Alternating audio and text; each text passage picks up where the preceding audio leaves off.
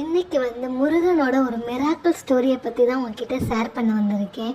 இது என் வாழ்க்கையில் நடந்த உண்மையான ரியல் ஸ்டோரிங்க. முருகன் என்ன பண்ணாருன்னு நான் அப்போ சொல்கிறேன். நான் 10th படிச்சுட்டு இருக்கும்போது எங்கள் அம்மாவுக்கு ஒரு 2000 ரூபா தேவைப்பட்டுச்சு. அவங்க நிறையா பேர்கிட்ட கேட்டு பார்த்துருக்காங்க, யாருமே கொடுக்கல, சொந்தக்காரங்க யாருமே கொடுக்கல. அது ஏன் எதுக்கு அப்படின்னு தெரியல. ஆனால் எங்கள் அம்மா அழுதுகிட்டே எனக்கு இப்போ 2000 வேணும் அப்படின்னு அங்கங்கன்னு உள்ளே வீட்டுக்கு உள்ளே வெளியே அப்படின்னு போய்கிட்டே இருந்தாங்க. எனக்கு ரொம்ப கஷ்டமாக இருந்துச்சு, நம்மளால் அம்மாவுக்கு எதுவுமே ஹெல்ப் பண்ண முடியலன்னு.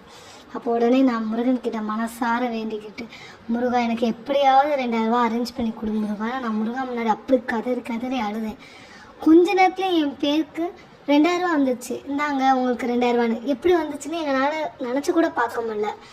யார் கொடுத்தது அப்படின்னப்ப உங்கள் பேரில் போட்டிருந்தாங்க, இந்தாங்க அப்படின்னு சொல்லி என் பேர்லேயே வந்துருந்துச்சு. ஸோ இது என்னோட ரொம்ப ரொம்ப பெரிய மிராக்கலான ஸ்டோரி. அப்போலேருந்து நான் என்ன நினச்சேன்னா, முருகன்கிட்ட நம்ம மனசார வேண்டினோம்னா அது கண்டிப்பாக கிடைக்கும். நீங்களும் முருகன்கிட்ட மனசார என்ன வேணாலும் கேளுங்க, அவர் கண்டிப்பாக கொடுப்பாரு. இதே மாதிரி உங்கள் வாழ்க்கையிலே நடந்ததுதான் எனக்கு கமெண்ட்டில் சொல்லுங்கள். வெற்றிவேல் முருகனுக்கு